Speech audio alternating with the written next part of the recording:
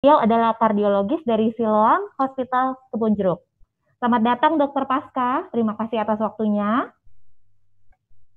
Rekan sejawat bisa mendapatkan 2 poin SKPID setelah mengikuti webinar ini. Caranya adalah yang pertama, download aplikasi Alomedica, kemudian register diri Anda, masuk SKP online, klik dan buka terapi antihipertensi selama pandemi COVID-19, kemudian baca artikel dan selesaikan prosesnya. Jika berhasil, maka sertifikat SKP akan tersedia. Proses SKP online dapat diakses 1 minggu dari tanggal webinar. Untuk dokter yang sudah terregistrasi dengan account Alo Dokter, harap menggunakan email berbeda untuk registrasi Alomedica.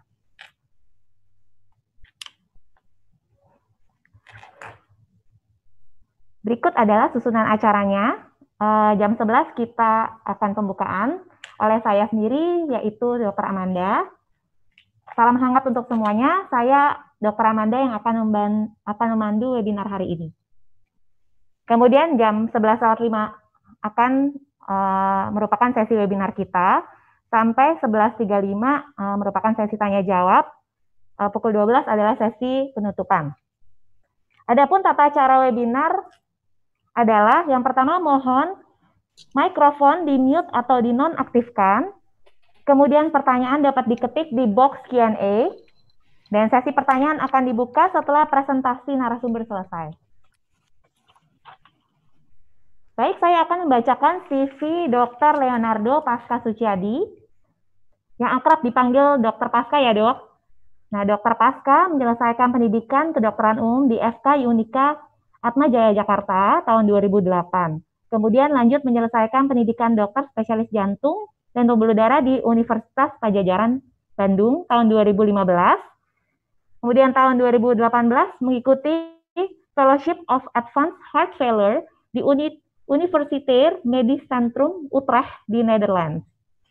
Pekerjaan beliau saat ini adalah sebagai kardiologis dan clinical researcher di Siloam Heart Institute, Siloam Hospital Kebonjeruk. Dan kemudian beliau adalah anggota Pokja Hipertensi Pulmonal dari Perki dan Professional Member of Heart Failure Association atau HFA of European Society of Cardiology, ESC. Dan juga banyak pencapaian dan publikasi dari Dr. Pasca, diantaranya mendapatkan European Board Certified in Heart Failure of Heart Failure Association, European Society of Cardiology, dan beliau juga sebagai penulis buku ya dok, judulnya adalah Memahami Pemeriksaan Klinis Jantung, EGC 2017. Baik, kita akan mulai webinarnya. Untuk itu saya serahkan kepada Dr. Pasca untuk share slide-nya dan mulai presentasinya. Silakan Dr. Pasca. Halo, selamat siang semua rekan sejawat. Apa kabar semuanya? Saya harapkan semuanya sehat selalu walaupun di era pandemik ini. Amin. Saya akan share slide-nya ya. Oh, kayaknya nggak bisa di-disable ya dok.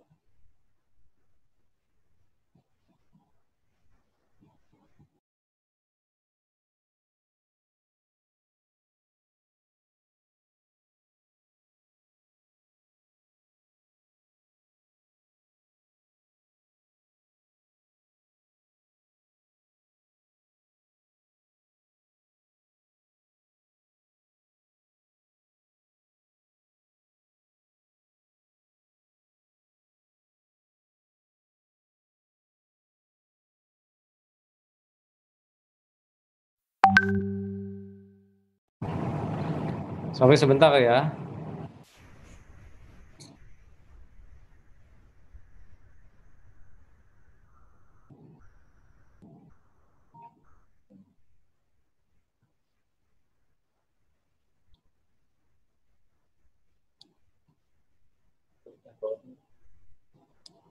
Belum masuk ya dok slide-nya? Sudah kelihatan dok?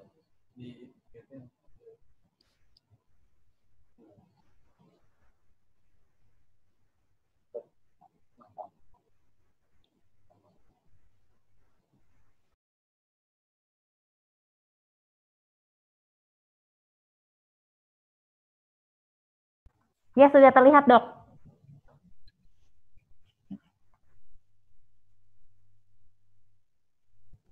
Sudah bisa dilihat semua dok?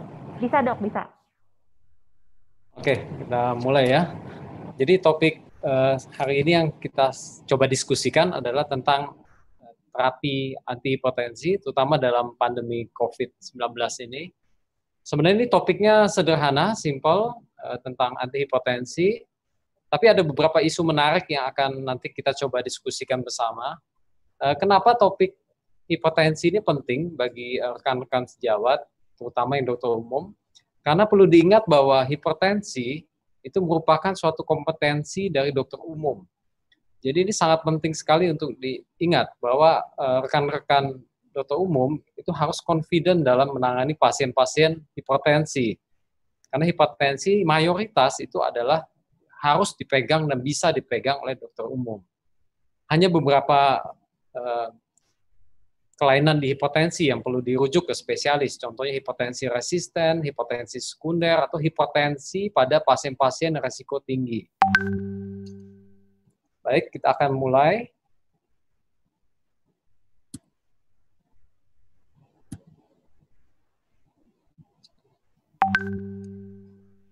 So, slide-nya, oke.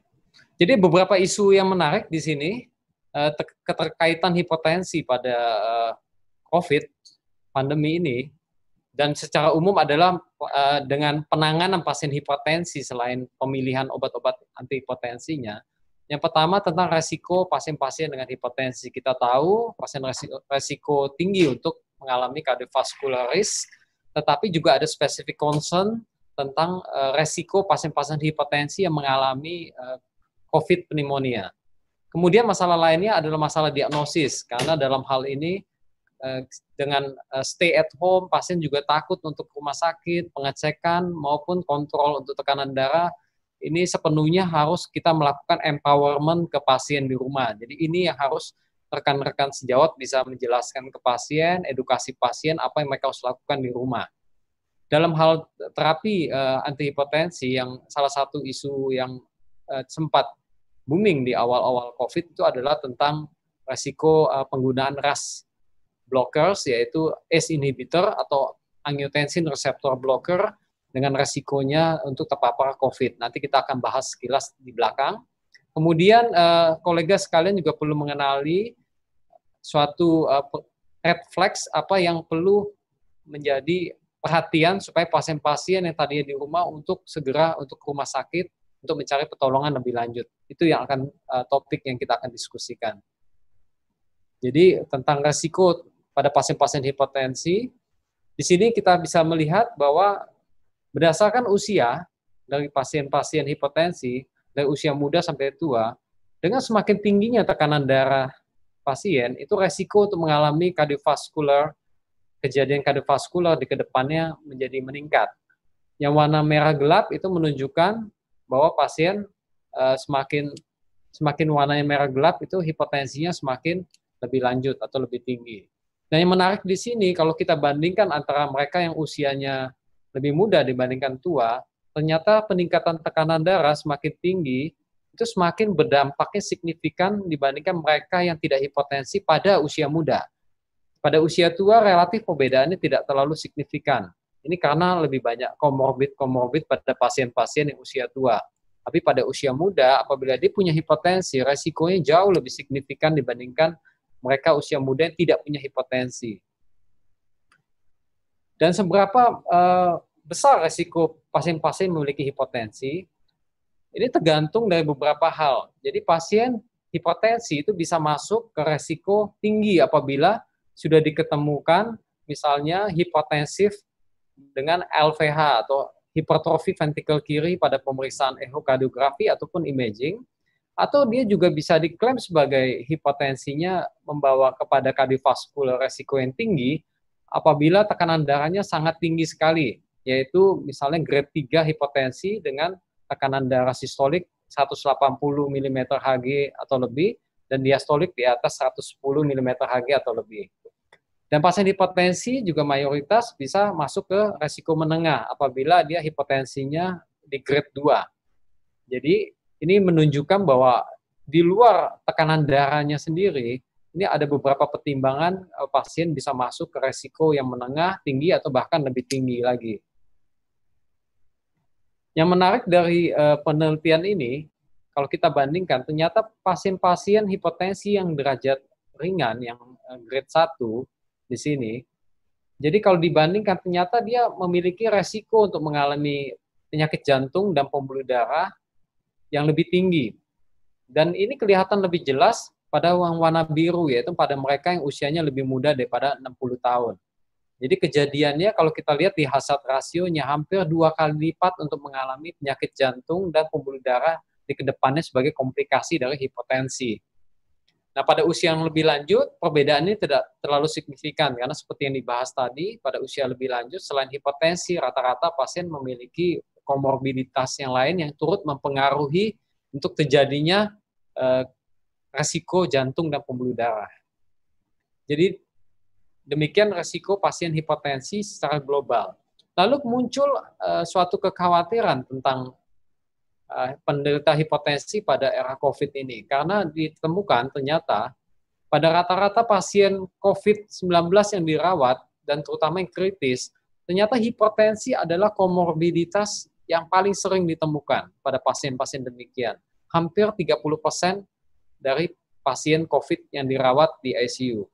Dan ini berkaitan erat dengan prognosis pasien juga, karena pasiennya banyak yang tergantung dengan ventilator dan sebagainya. Tapi ada berbagai kritisi yang berikutnya, bahwa analisis yang demikian dari paper-paper sebelumnya, itu tidak menyesuaikan dengan usia-usia pasien. Karena kita tahu, hipertensi ini penyakit degeneratif, semakin tua pasien, maka prevalensinya semakin tinggi. Kedua, pasien-pasien yang tua itu juga yang paling banyak ditemukan kritis karena terinfeksi COVID-19. Jadi ini suatu kebetulan bahwa pasien-pasien yang kritis karena COVID ternyata juga berbarengan memiliki prevalensi hipertensi lebih tinggi juga. Sehingga dikatakan dari beberapa panduan-panduan yang terakhir bahwa tidak ada bukti nyata bahwa hipertensi sendiri merupakan faktor risiko independen untuk perburukan atau komplikasi ketika pasiennya terkena COVID-19.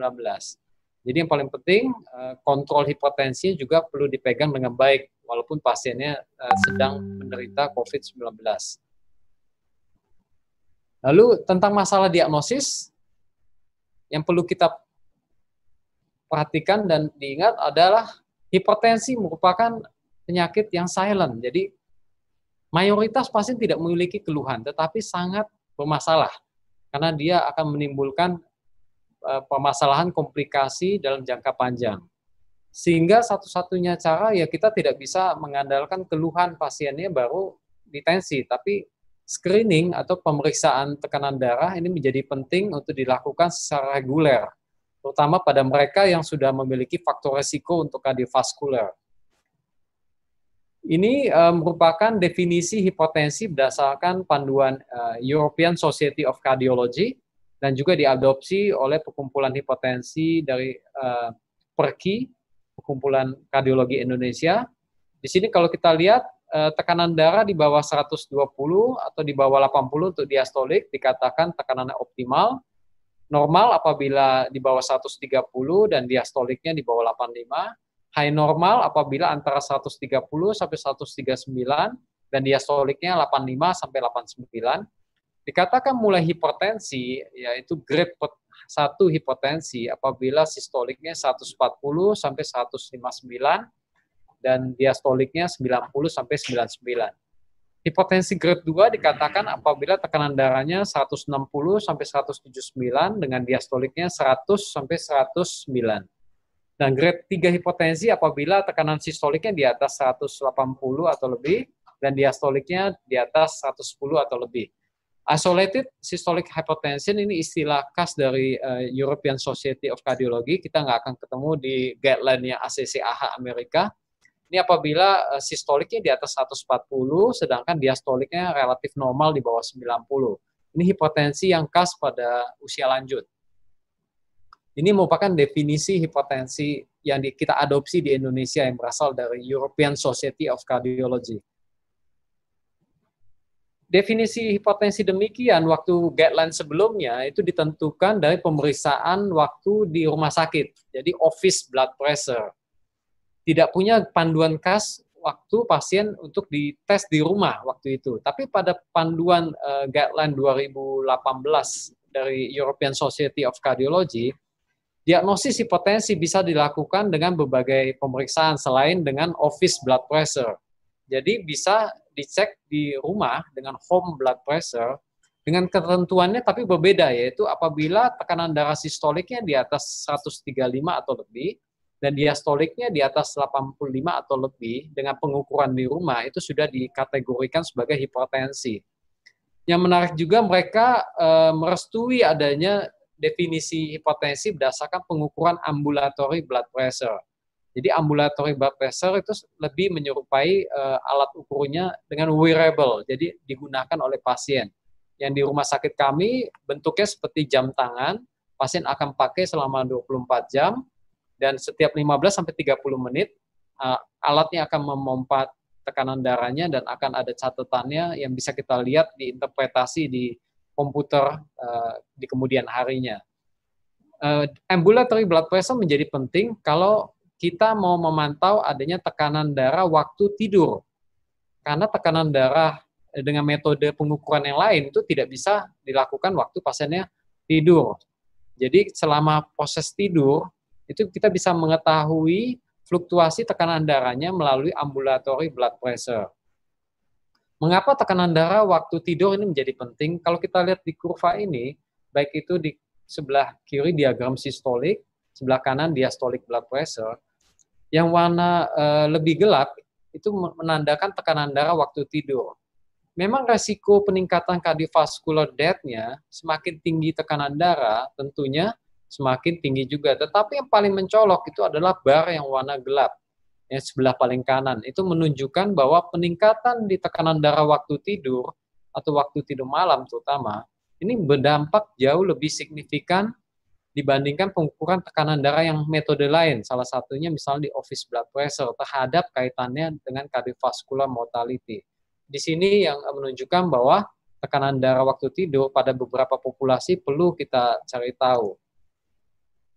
Dalam keadaan normal, tekanan darah waktu kita sedang tidur, itu rata-rata sistolik maupun diastoliknya akan turun sekitar 10-15%, sehingga dikatakan normal deeper di zona yang warna hijau.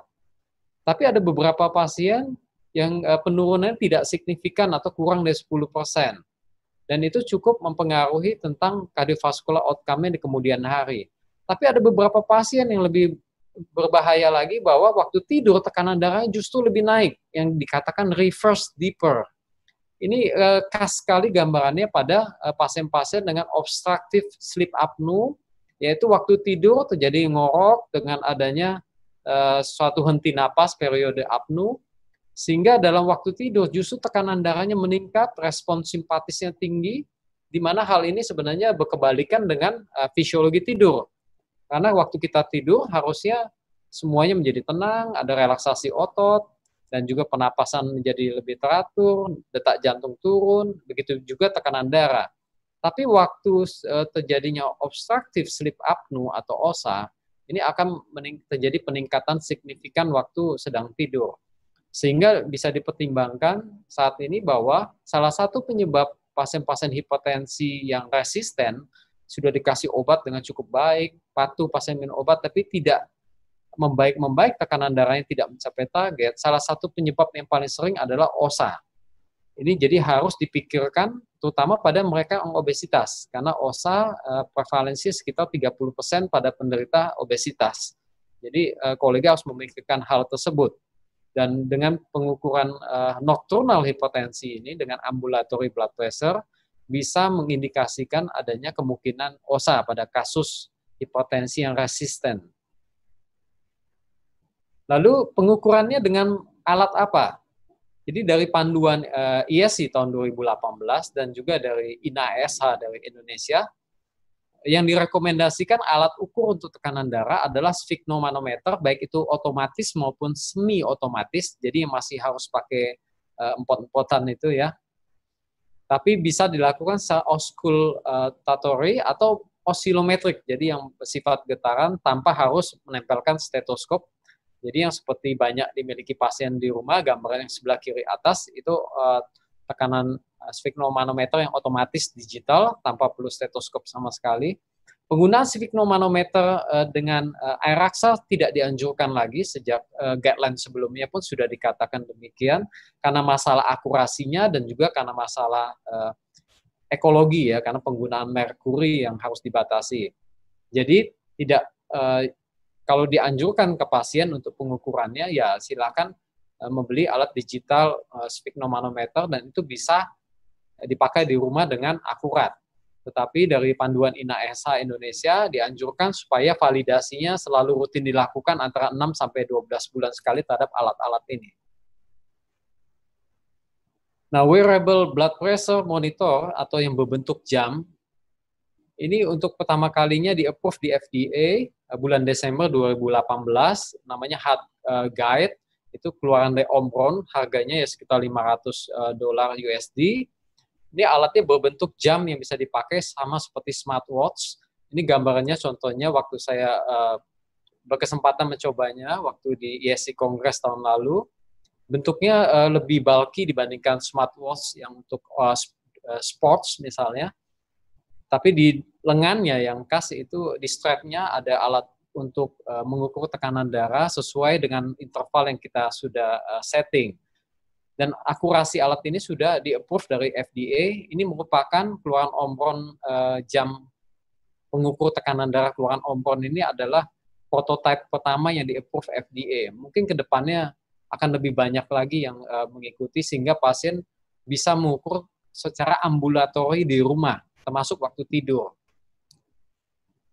Demikian yang kita diskusikan tentang masalah diagnosis. Lalu terkait dengan terapi hipertensi di sini, ada beberapa hal ketika memulai terapi hipertensi pada pasien. Yang pertama pertanyaan yang harus dijawab oleh kolega adalah kapan kita sudah mulai harus meresepkan obat kepada pasien atau hanya kita anjurkan pasiennya untuk mengganti gaya hidup sehat misalnya. Yang kedua, kalau kita sudah harus meresepkan obat tersebut, target tekanan darahnya berapa untuk pasien kita ini? Ini harus ditentukan. Yang ketiga, kalau kita sudah menentukan harus minum obat, targetnya sudah tahu, kita harus memilih regimen obat apa yang paling pas untuk kondisi pasien tersebut. Yang keempat adalah apabila ada pemilihan obat-obat tersebut sudah dilakukan dan sekarang kita dalam masa pandemik COVID, apakah ada obat-obat tertentu di antihipertensi ini yang harus kita waspada, misalnya harus diganti jenis obatnya, itu yang akan kita diskusikan. Untuk menjawab pertanyaan pertama, apakah pasien hipertensi semuanya harus minum obat, kita bisa melihat bagan yang disusun dari guideline ESC 2018, pada pasien-pasien yang tekanan darahnya high normal, jadi belum hipertensi, yang dianjurkan adalah pengubahan gaya hidup sehat. Mereka tidak butuh obat-obat antihipertensi sesegera mungkin, kecuali pada pasien yang dengan borderline atau high normal blood pressure, tetapi mereka sudah tergolong dengan faktor resiko sangat tinggi. Resiko sangat tinggi itu dikatakan di ESC sebagai mereka yang sudah punya established cardiovascular disease. Jadi misalnya pasiennya sudah pernah operasi bypass, sudah pernah kena serangan jantung, pernah stroke. Pasien-pasien seperti ini sudah dicap sebagai very high risk. Sehingga tekanan darahnya belum tergolong hipertensi pun, tapi sudah tinggi, ini harus sudah mulai minum obat. Tidak layak untuk dikatakan hanya untuk mengubah gaya hidup sehat. Pada hipertensi grade 1, ini anjuran minum obat juga tetap dianjurkan pada mereka yang sudah memiliki faktor risiko tinggi atau risiko yang sangat tinggi. Tetapi pada mayoritas pasien yang risikonya menengah atau ringan, ini bisa dicoba untuk diberikan anjuran untuk mengubah gaya hidup sehat dalam 3-6 bulan, kemudian kolega bisa mengevaluasi di akhir 3-6 bulan itu. Kalau targetnya belum tercapai, berarti mereka juga harus diberikan resep juga. Kemudian di hipertensi grade 2 dan grade 3 itu rata-rata pasien setelah terdefinisi demikian, obat sudah harus mulai diberikan untuk diresepkan dan targetnya adalah tekanan darah tercapai dalam waktu 3 bulan sejak diberikan obat. Catatan khusus adalah pada pasien-pasien yang sangat tua, yang usianya di atas 80 tahun, di mana kita lebih cenderung untuk mulai meresepkan obat apabila tekanan darah sistoliknya di atas 160 mm Hg atau lebih, atau diastoliknya 90 atau lebih. Jadi tidak perlu terlalu terburu-buru, karena pasien ini yang usia tua resikonya lebih fragile secara umum terhadap efek samping obat-obat darah tinggi. Kemudian dalam panduan ISC dan juga panduan INA-SH Indonesia dikatakan target tekanan darah ini sudah disimplified sedemikian rupa, yaitu berdasarkan usia salah satunya. Mereka yang usianya 65 tahun atau lebih muda, target tekanan darah sistolik dianjurkan 120 sampai 129, sedangkan diastolik antara 70 sampai 79. Pada mereka yang usianya lebih tua di atas 65 tahun, target tekanan darah sistoliknya sedikit disetting lebih tinggi, yaitu 130 sampai 139. Sedangkan diastoliknya itu masih sama, yaitu 70 sampai 79. Dan perlu dilakukan catatannya di sini pada mereka yang usia lanjut, dilakukan close monitoring terhadap efek-efek samping penggunaan obat-obat tekanan darah, terutama postural hypotension yang sering dijumpai pada usia lanjut. Tentunya ini lifestyle recommendation yang mungkin rata-rata teman-teman sudah tahu semua tentang pembatasan diet garam, terus juga alkohol, smoking, meningkatkan aktivitas exercise. Dan untuk obat-obat antihipertensi dari sekitar 20 tahun yang lalu sampai sekarang, kita hanya memiliki 5 kelas utama obat antihipertensi yang diputuskan dari guideline. Obat-obat tersebut adalah calcium channel blocker seperti amlodipin dan lain-lain, ACE inhibitor seperti ramipril, captopril, ARB contohnya candesatan, valsartan, diuretik terutama HCT dan indapamid, beta blocker seperti carvedilol, bisoprolol dan lain-lain, dan pada beberapa kasus lebih lanjut kita butuhkan spironolactone maupun alpha blocker. Nah, kolega bisa memilih yang mana saja obat-obat antihipertensi ini sebagai pada waktu ingin memulai terapi antihipertensi pada general pasien-pasien hipertensi. Jadi guideline dari ISC maupun Indonesian itu bisa silakan memilih obat mana yang sebagai first line terapi. Tapi kalau kita melihat sedikit ke guideline ACCAH, maka mereka menyatakan bahwa beta blocker kurang optimal dipilih sebagai first line terapi pada terapi antihipertensi. Sehingga sebaiknya memilih golongan lain, baru beta blocker kalau diperlukan, atau dalam kondisi spesifik tertentu, itu bisa dimulai lebih awal. Nah, ada beberapa kondisi spesifik di mana pasien hipertensi, apabila diberikan jenis-jenis obat tertentu, ini ternyata manfaatnya lebih besar dibandingkan dengan penurunan tekanan darah itu sendiri. Nah, efek compelling effect ini yang dinamakan demikian dari ISC, ini menjadi perhatian bagi kita apabila kita ketemu pasien hipertensi dengan beberapa kondisi demikian, maka opsinya pilihan utamanya adalah obat-obat yang kelas demikian. Contohnya pada pasien yang gangguan ginjal kronis, ACE/ARB adalah pilihan utamanya. Dan juga misalnya pada pasien hipertensi dengan diabetes, ACE/ARB juga pilihan utamanya. Karena ternyata selain tekanan darahnya bisa turun, kedua obat golongan itu bisa menurunkan resiko total kardiovaskular-risknya. Itu menjadi alasan kenapa obat ini lebih diutamakan pada first line terapi. Kemudian strategi terapi pada pasien-pasien hipertensi secara global, ini berdasarkan ISC Guideline 2018, ada sedikit perbedaan dibandingkan sebelumnya. Dianjurkan pada mayoritas pasien, ini dimulai dengan langsung kombinasi 2 antihipertensi. Jadi mereka menganjurkan langsung pakai 2 kombinasi antihipertensi, karena mayoritas pasien cenderung gagal untuk menggunakan satu jenis terapi antihipertensi, bahkan dengan dosis yang dinaikkan. Sehingga the ISC menganjurkan bahwa kombinasi itu sudah mulai diinisiasi sejak awal. Kecuali pada beberapa pasien, yaitu pada hipertensi yang ringan, grade 1, dan pasiennya low risk, misalnya pasien usia muda, hipertensinya hanya grade 1, atau pada pasien usia lebih tua. Karena pada pasien usia lebih tua, kita mau startnya lebih low dan juga go-nya lebih slow. Jadi start low, go slow. Dosisnya kita mau cuman yang lebih kecil, dan juga jenis obatnya dimulai dengan satu jenis dulu.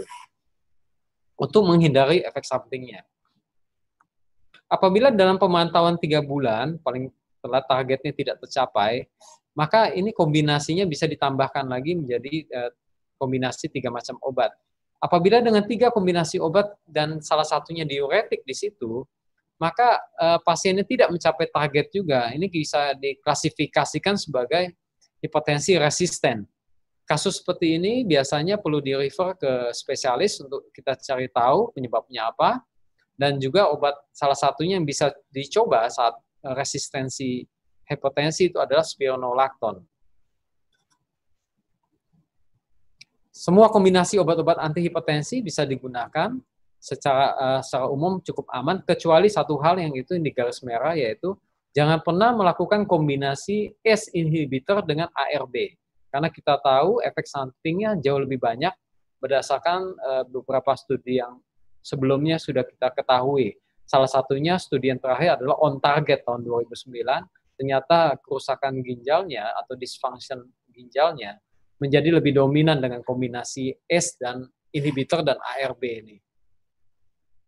Ini beberapa kontraindikasi atau efek samping dari obat-obat antihipertensi. Mungkin kita skip dulu, kecuali ada pertanyaan lebih lanjut nanti. Lalu concern utama tentang penggunaan obat antihipertensi pada era COVID-19 ini berkaitan dengan ACE inhibitor dan ARB. Karena ini didasari pada studi-studi bahwa SARS-CoV-2 sebagai agen infeksi COVID-19, dia masuk ke sel, terutama sel paru, alveoli, itu dengan berikatan enzim ACE2. Nah, enzim ACE2 ini ternyata pada pengguna ACE inhibitor maupun ARB mengalami peningkatan ekspresi, sehingga dikhawatirkan bahwa ini menjadi kendaraan bagi si virus untuk lebih gampang masuk dan menginfeksi jaringan tubuh, terutama paru. Ini bagannya kita bisa lihat di sini. Jadi terutama virus corona, SARS-CoV-2 ini masuk melalui ACE2. Kemudian paper-paper selanjutnya yang mencoba melihat keterkaitan hal ini menggarisbawahi bahwa studi-studi pada hewan itu memang menunjukkan pada ACE inhibitor dan ARB itu bisa meningkatkan ekspresi ACE2, tapi hanya di jaringan kardiak, di bagian jaringan jantung. Tidak ada studi-studi yang menunjukkan bahwa penggunaan obat-obatan ini akan meningkatkan ACE2 pada manusia. Tadi itu studinya pada binatang. Dan juga tidak ada studi pada manusia maupun pada hewan yang menunjukkan bahwa kedua obat golongan ini bisa meningkatkan level ACE2 pada paru-paru. Jadi yang terbukti pada binatang itu meningkatkan pada jaringan jantung. Dan juga tidak ada studi pada manusia yang menunjukkan penggunaan golongan kedua obat ini dengan komplikasi yang lebih serius apabila pasien tersebut mengalami COVID-19. Dengan kata lain, dengan penelitian-penelitian yang belakangan, bahkan ditunjukkan bahwa studi pada binatang dengan infeksi dari virus corona, ternyata ACE2 itu memainkan peranan yang penting dalam memproteksi saluran napas dan juga paru terhadap suatu cedera dari infeksi dari virus-virus tersebut. Sehingga dengan kata lain, studi-studi awal tentang resiko atau potensi masalah dari ACE inhibitor atau ARB pada COVID-19 ini tidak sepenuhnya benar.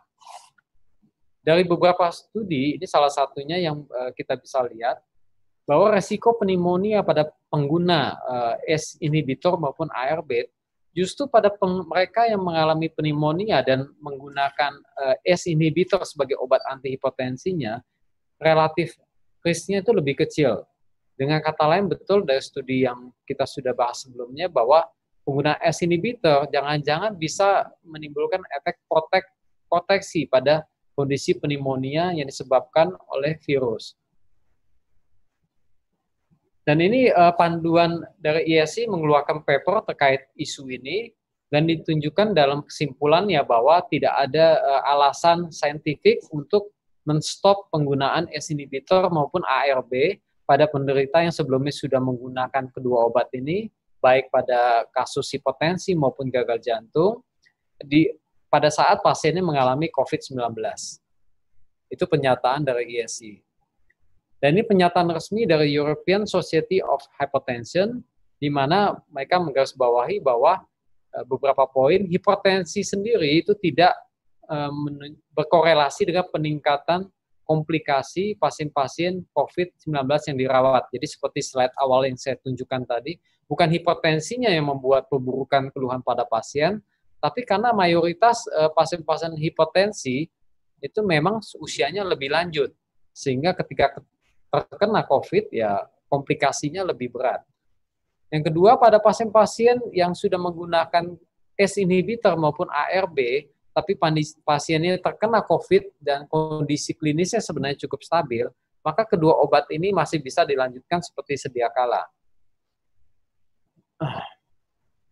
Kemudian, tapi pada pasien-pasien yang terkena COVID-19 dan kondisinya cukup kritis dan hemodinamiknya tidak stabil, ya tentunya obat-obat antihipertensi, salah satunya ACE inhibitor dan ARB ini bisa kita stop atau tunda dulu apabila tidak ada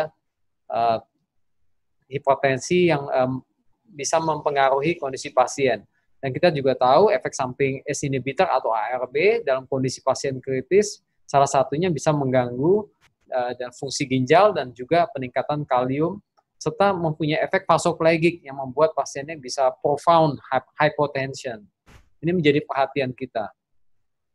Dan statement yang sama dikeluarkan dari International Society of Hypertension, di mana mengatakan bahwa ACE inhibitor atau ARB bisa sepenuhnya dilanjutkan pada pasien-pasien di era pandemi COVID ini maupun pasien yang sudah terkena COVID selama kondisinya stabil.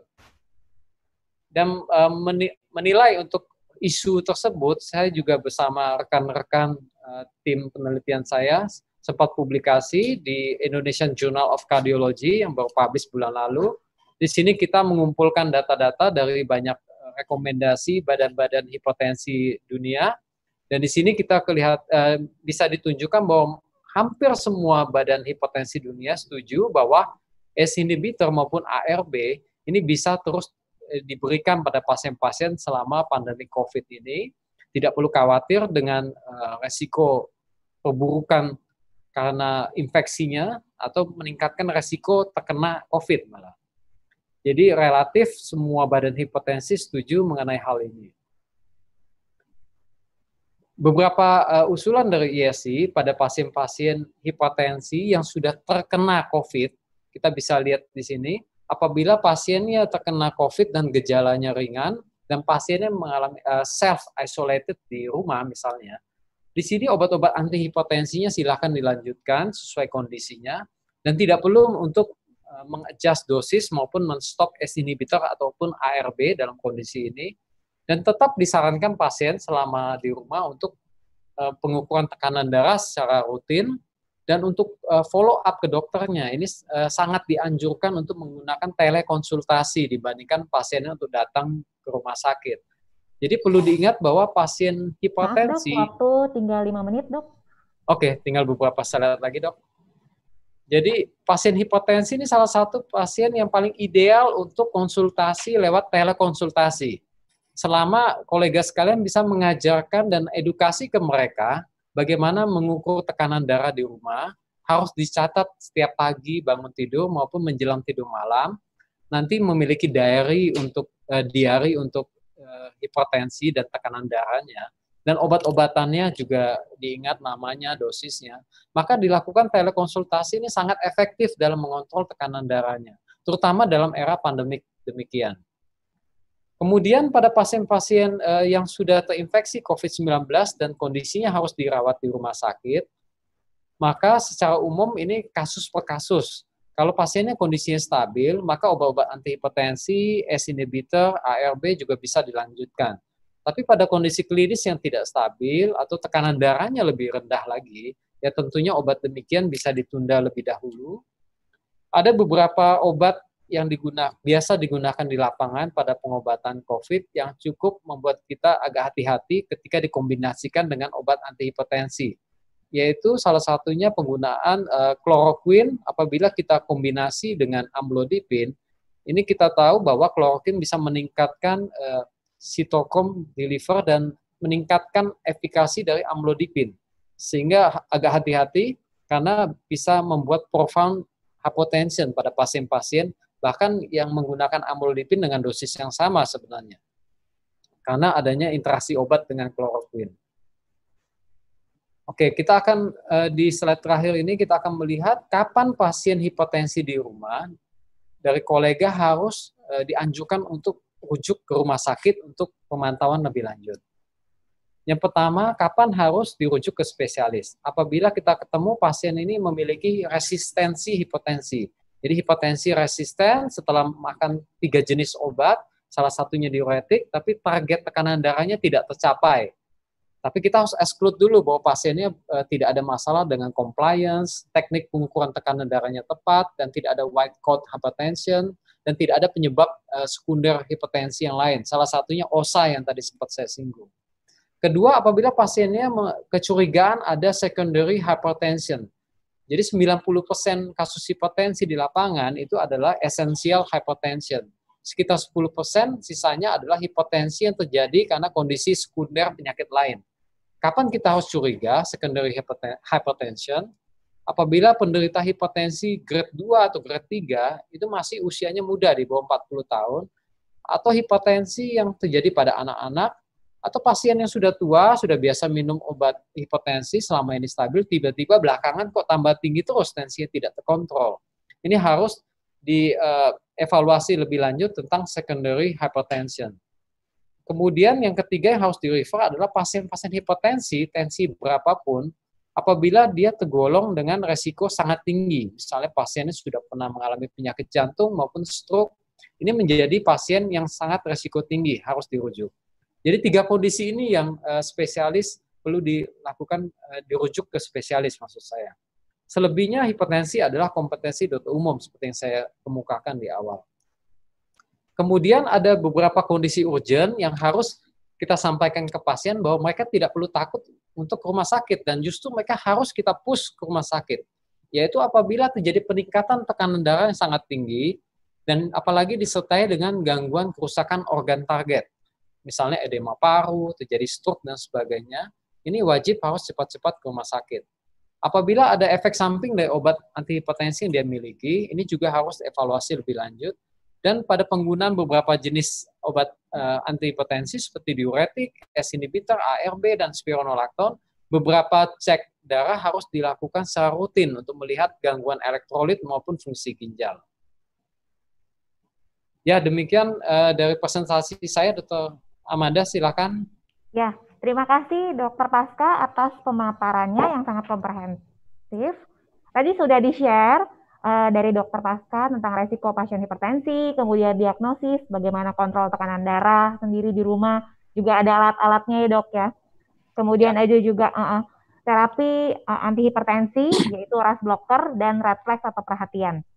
Dan juga ada insight yang menarik tentang ACE inhibitor ya dok, ternyata bisa digunakan pada pasien COVID, tapi dengan catatan kondisinya stabil ya dok. Karena dari jurnal-jurnal juga membuktikan seperti itu. Baik, di box Q&A sudah ada pertanyaan.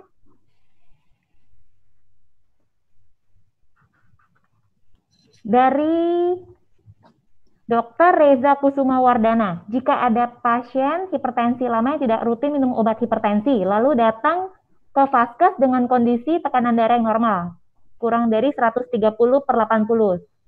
terus selama 3 kali kunjungan, apakah diteruskan terapi antihipertensinya? Jadi sudah dilakukan pengukuran selama 3 kali kesempatan yang berbeda dan tensinya ternyata baik gitu dok? Iya. Sempat ada tensi tekanan darah normal. Oke, kalau selama ini pasiennya memang sudah tidak pernah minum obat darah tinggi lagi dan sudah pengukuran berkala ternyata tekanan darahnya sudah normal.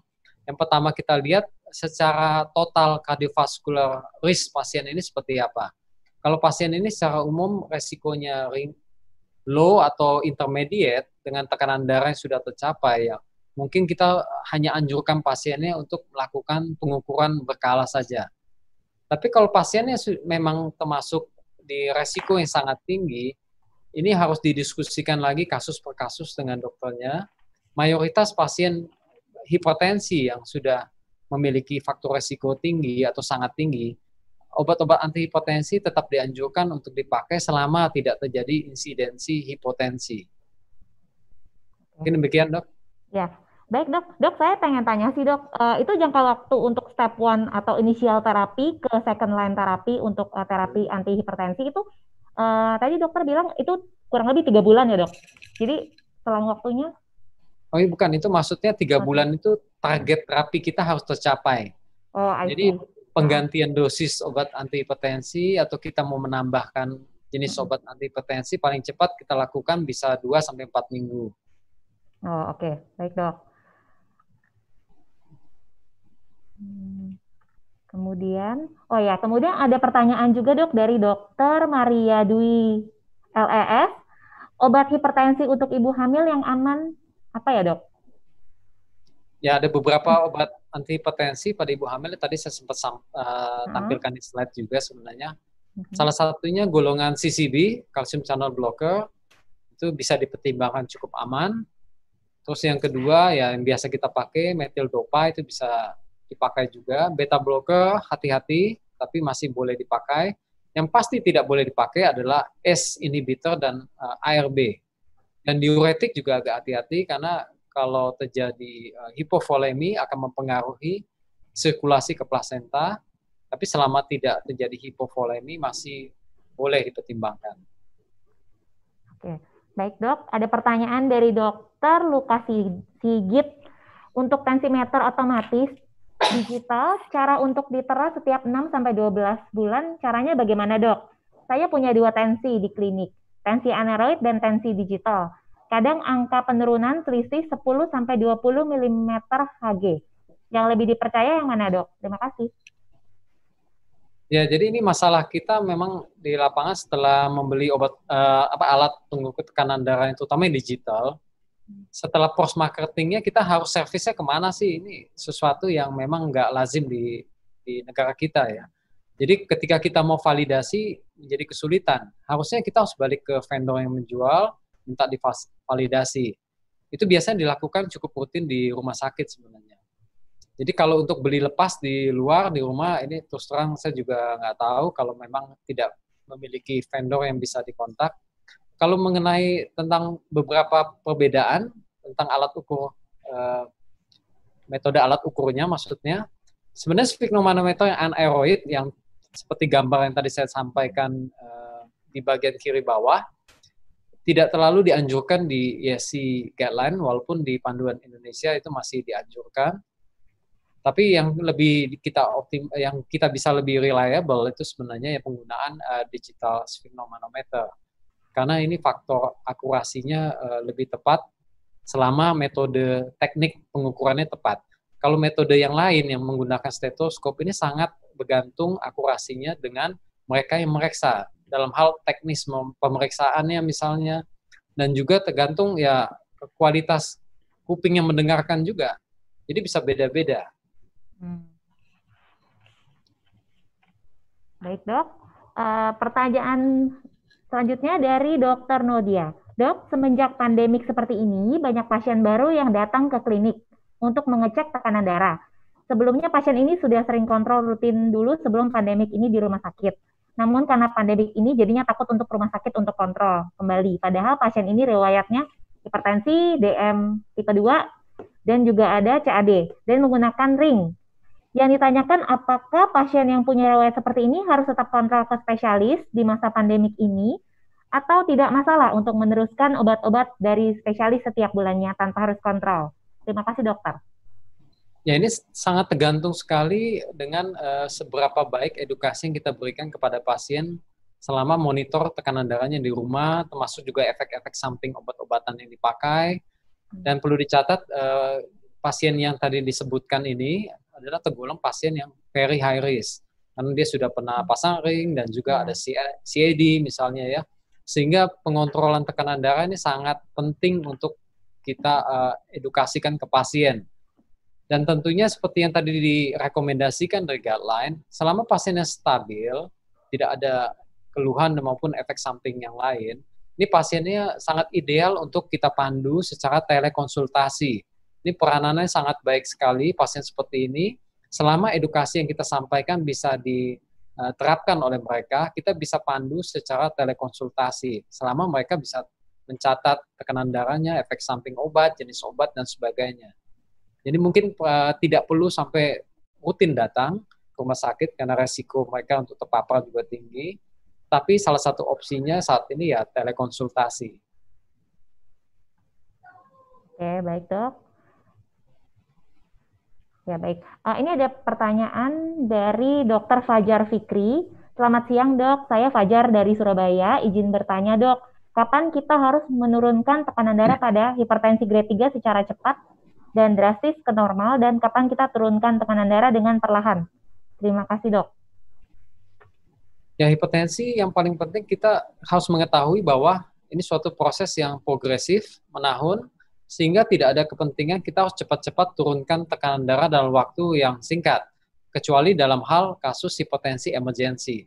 Hipertensi emergensi kita tahu bahwa pasiennya akan mengalami peningkatan tekanan darah yang tinggi sekali, biasanya di atas grade 3, dan disertai dengan ada satu gangguan organ. Misalnya adanya terjadi stroke, terjadi pendarahan di otak, terjadi serangan jantung, ataupun ada kegawatan yang lain. Dalam kondisi seperti ini kita mau turunkan tekanan darah dengan cepat dalam hitungan jam. Sehingga obat-obat antihipertensi yang intravena itu lebih dianjurkan pada kondisi hipertensi emergensi. Pada kasus hipertensi urgensi di mana peningkatan tekanan darahnya lebih tinggi, tetapi tidak ada kerusakan organ, walaupun angka nominalnya tidak ada kesepakatan, tapi rata-rata di atas 230 untuk sistolik dan diastolik di atas 120. Ini kita bisa klasifikasikan sebagai hipertensi grade 3 yang termasuk urgensi. Di sini kita penting untuk mengoptimalkan agen-agen antihipertensi supaya tekanan darahnya bisa turun mencapai target dalam waktu 2-3 hari ke depan. Selebihnya ya rata-rata kita bisa turunkan secara gradual, terutama pada orang usia lanjut agak hati-hati, kita harus turunkan pelan-pelan walaupun pasiennya memiliki grade 3 hipertensi. Baik. Pertanyaan dari Dr. Catherine Gunawan. Dok, ingin bertanya untuk obat antihipertensi yang disarankan untuk kasus hipertensi urgensi di vaskes primer dan kontrolnya sebaiknya bagaimana ya? Terima kasih. Ya, semuanya bisa dipakai sebenarnya pada kasus hipertensi urgensi. Sejawat bisa mengkombinasi, yang paling penting mengkombinasi beberapa obat. Minimal kombinasinya harus 2 obat, dan rekomendasinya yang paling baik itu adalah kombinasi antara ACE inhibitor ARB atau ARB maksudnya dengan salah satu golongan calcium channel blocker atau diuretik.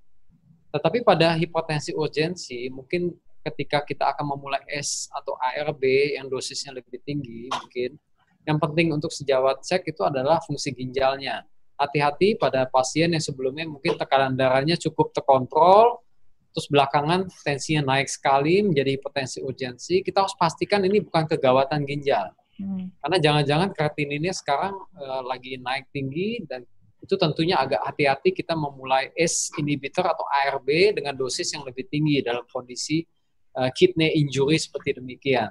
Tetapi kombinasi obat manapun silahkan dimulai pada hipertensi urgensi. Yang penting targetnya kita mau turunkan dalam hitungan beberapa hari. Oke. Baik dok, mungkin ada 2 pertanyaan lagi ya dok ya. Ini dari Dr. Khairul Salrepulungan, menanyakan tentang gaya hidup yang bagaimana dok untuk pasien prehipertensi. Apakah olahraga berapa kali sehari dan waktunya, kemudian diet makanannya, berapa asupan garamnya, seperti itu dok. Atau makanan yang harus dihindari. Mungkin dari lifestyle-nya kali dok ya. Ya, kalau untuk dari makanan, nomor 1 musuh utamanya adalah garam. Jadi kita harus batasi kurang dari 5 gram intake garam per hari berdasarkan YESI guideline, bahkan bisa lebih rendah lagi. Terus obat dan juga yang harus dihindarkan dari makanan itu adalah proses food, terutama daging-daging yang diproses karena rata-rata menggunakan kandungan garam yang tinggi, dan juga baking soda, terus juga vetsin itu semua juga garam, jadi bukan hanya garam dapur, itu harus dibatasi juga. Selain itu alkohol yang berlebihan, merokok itu juga harus kita anjurkan di stop oleh pasien. Alkohol mungkin bisa dibatasi, tapi rokok harus di stop. Kemudian untuk olahraga yang dianjurkan adalah olahraga intensitas menengah yang jenisnya aerobik. Jadi penderita hipertensi hati-hati pada olahraga yang bersifat anaerobik ya, misalnya push up, angkat barbel dan sebagainya. Karena itu potensi untuk meningkatkan tekanan darahnya dalam jangka lama. Ya, karena pengelepasan simpatis dan sebagainya. Tapi olahraga aerobik seperti jogging, ya, jalan cepat, berenang, sepeda itu selalu sangat baik untuk dilakukan. Dan yang paling penting adalah rutinitasnya. Jadi dilakukan secara rutin. Minimal 30 menit satu hari, dianjurkan 5 sampai 7 kali dalam satu minggu. Jadi hampir setiap hari bisa dilakukan. Intensitasnya cukup menengah.